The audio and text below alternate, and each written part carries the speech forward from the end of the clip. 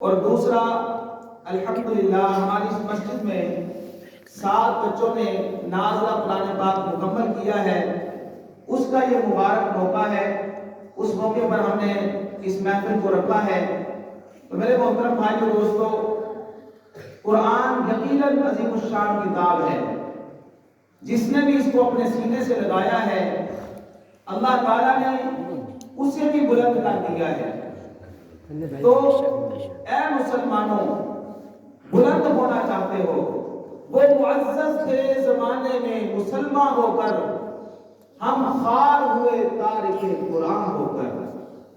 اگر وہ بلند ہونا چاہتے ہیں، اپنی کھوئی ہوئی شان اور وقار کو دوبارہ بحال کرنا چاہتے ہیں، تو اقبال کہہ گیا کہ قرآن کے دامن کو تھام لو، قرآن کو سمجھو۔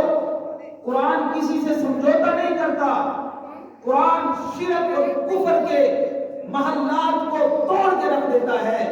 قرآن جیسی حق کتاب کو دنیا میں نہ ملے گی۔ قرآن جس قدر حق بیان کرتا ہے، ساری دنیا کے باطلوں کو نیست و نابود کر کے رکھ دیتا ہے۔ قرآن جیسی عظیم الشان کتاب نہ ملے گی۔ وہ قرآن جس کو لانے والے جناب جبریل علیہ السلام فرشتوں کے سردار، اور جس کا سینہ اطہر پر نازل ہوا، وہ نبیوں کے سردار، امام الانبیاء، وجہ کائنات، مقصد کائنات، مقصود کائنات۔ اے محترم بھائی اور دوستو، اتنا اعلیٰ کلام، رب کا کلام لانے والے فرشتوں کے سردار، جس پر لایا گیا وہ نبیوں کے سردار، اور جس امت کو دیا گیا وہ ساری امتوں کی سردار۔ سبحان اللہ۔ اس قرآن کو عام کتاب نہ سمجھا جائے، جو چٹائیوں پر سل گئے بچے، دن ہو یا رات ہو قرآن کی تلاوت جاری ہے۔ انہوں نے اپنے آپ کو نہیں دیکھا، تکلیف ہے، پریشانی ہے، مصیبت ہے، سب کچھ ہے، پڑھانے والا پڑھا رہا ہے، پڑھنے والے پڑھ رہے ہیں، اور یقین مانے اس قرآن کی تلاوت کی برکت سے ہی ہم عذاب الہی سے بچے ہوئے ہیں۔